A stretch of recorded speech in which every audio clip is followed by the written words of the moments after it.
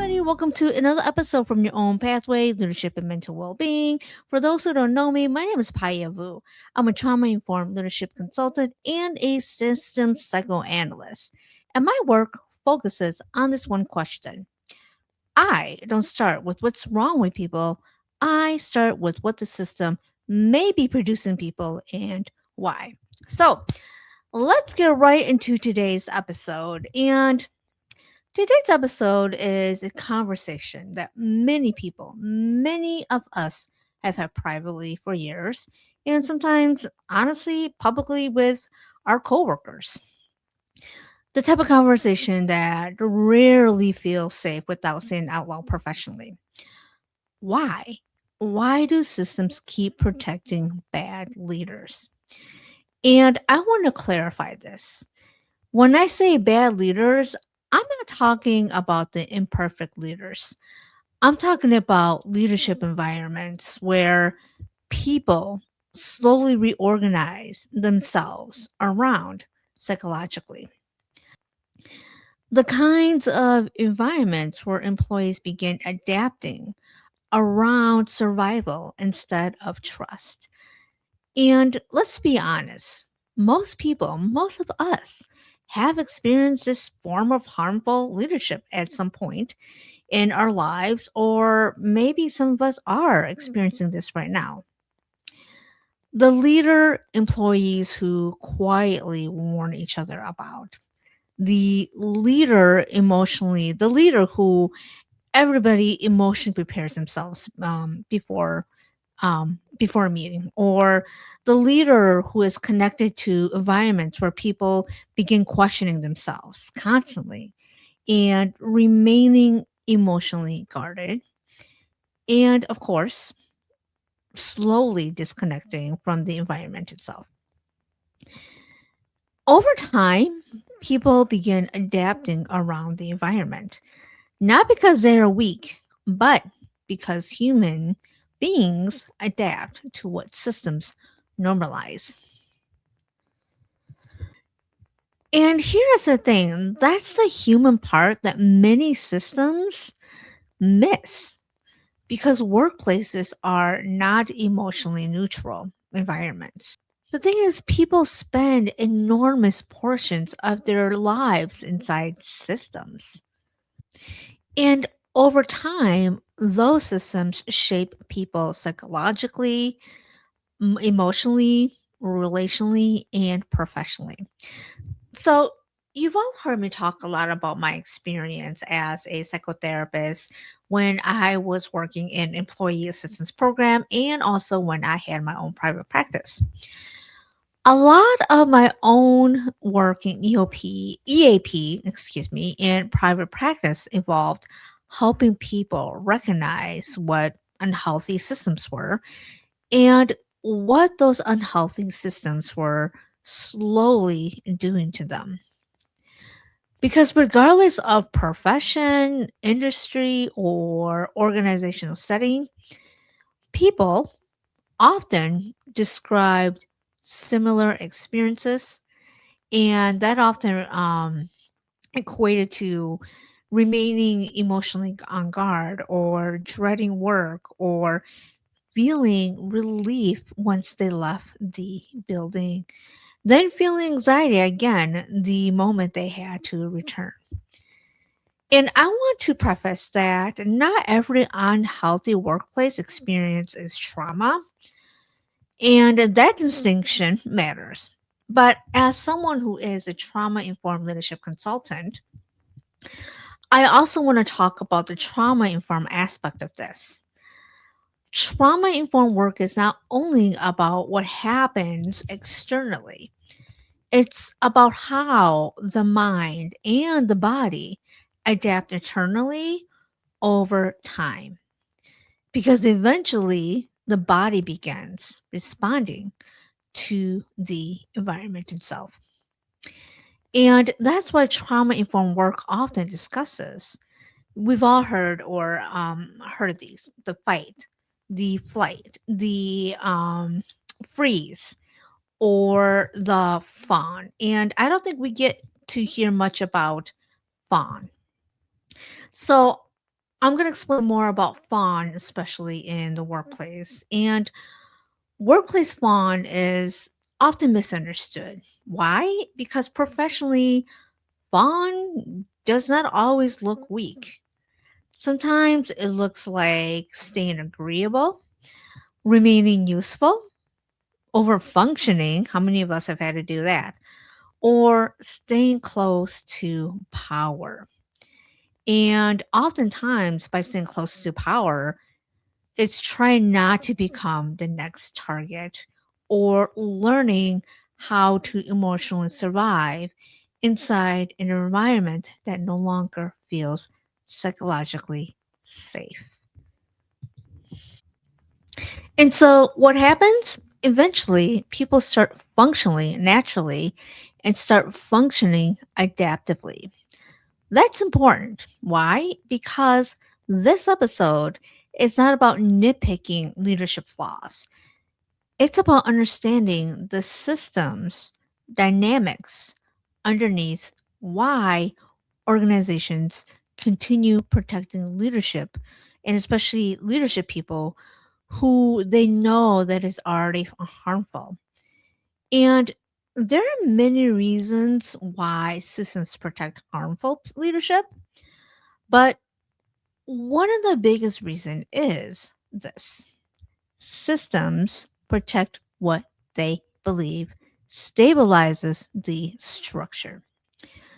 So even when the thing stabilizing the structure is also harming it, because accountability creates disruption. Confronting leadership dysfunction disrupts the hierarchy, the operations, political structures, the institution, and the stability the organization has already built itself around. Initially, protecting this function often feels less expensive than confronting it.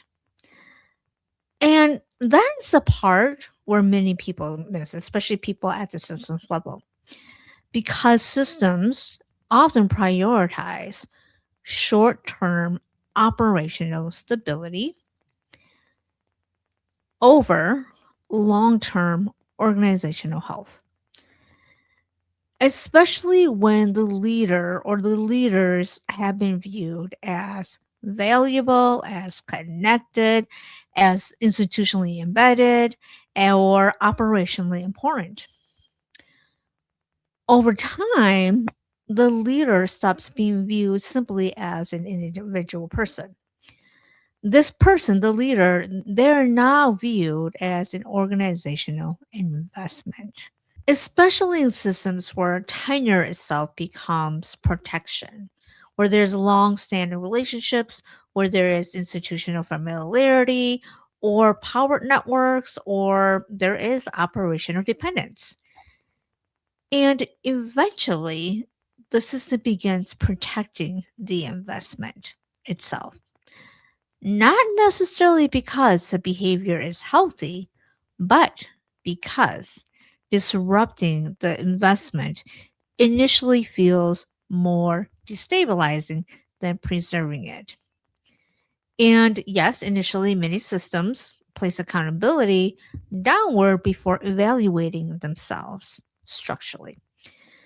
Because confronting the macro level is far more disruptive than managing the consequences at the micro level.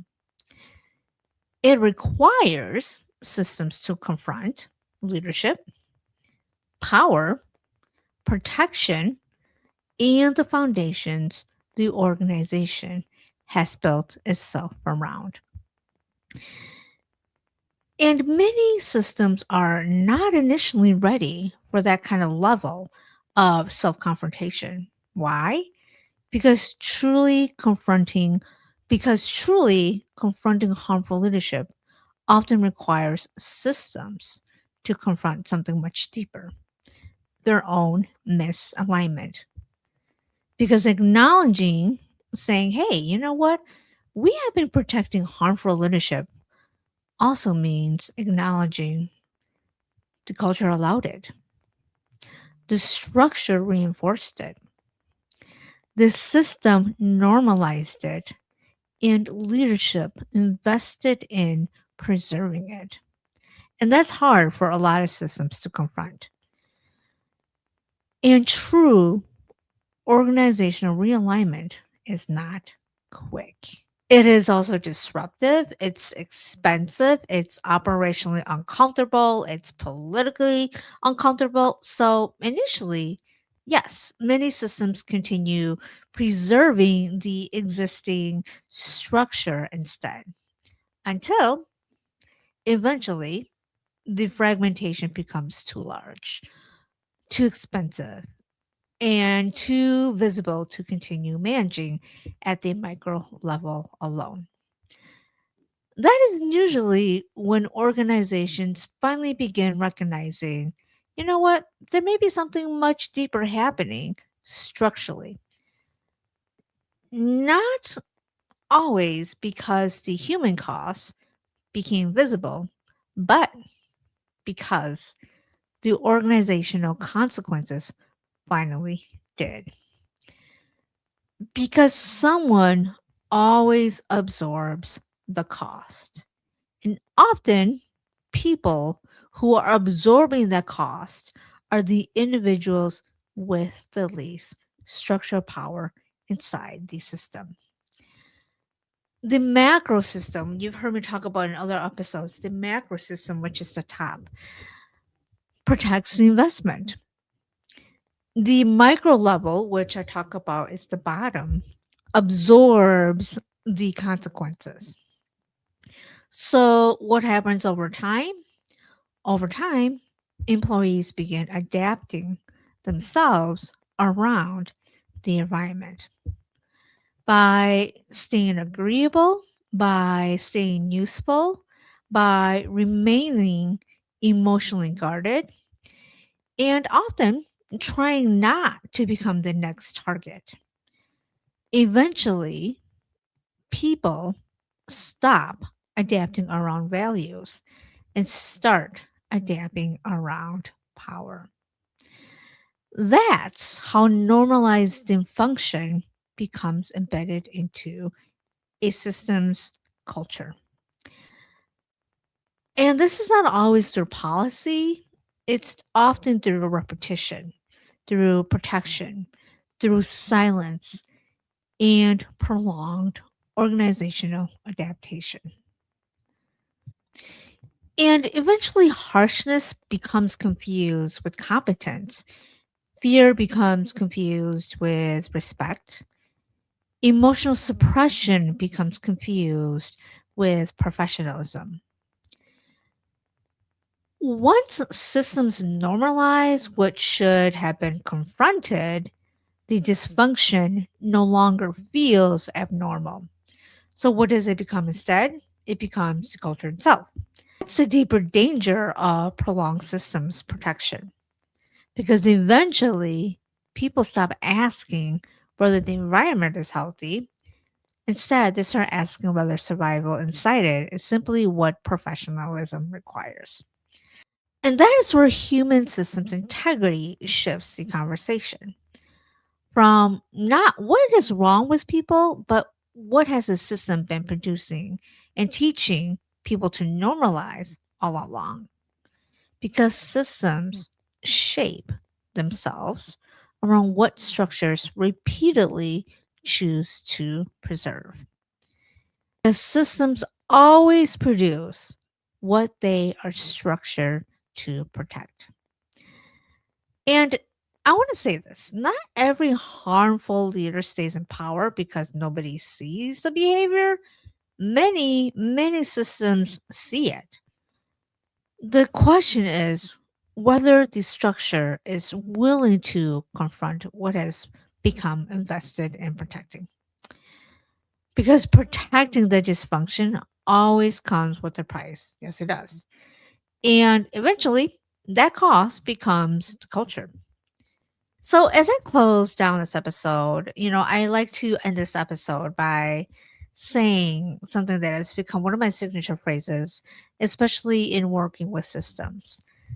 Systems always produce what they are structured to protect. And I want to emphasize this too. Not every harmful leader stays in power because nobody sees that behavior. No, actually, many systems see it. But here is the question. The question is whether the structure is willing to confront what has become or what it has invested in. And that's especially invested in protecting. Because protecting dysfunction always comes with a cost. And eventually that cost becomes the culture. So in closing this, as I was doing this episode, I actually had to modify it plenty of times because I was going to go through a list of why systems protect bad leaders. But after all the modifications, I decided, you know what? There are lots of things on why systems protect bad leaders.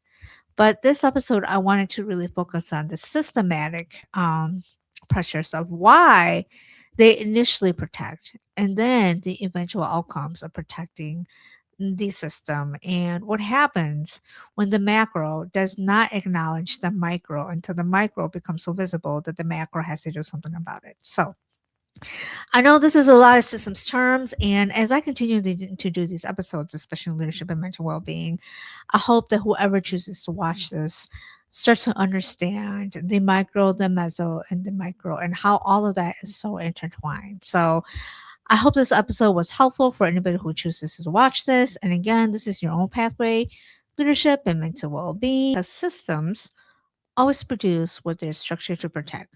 So, you know what? It's time to own it.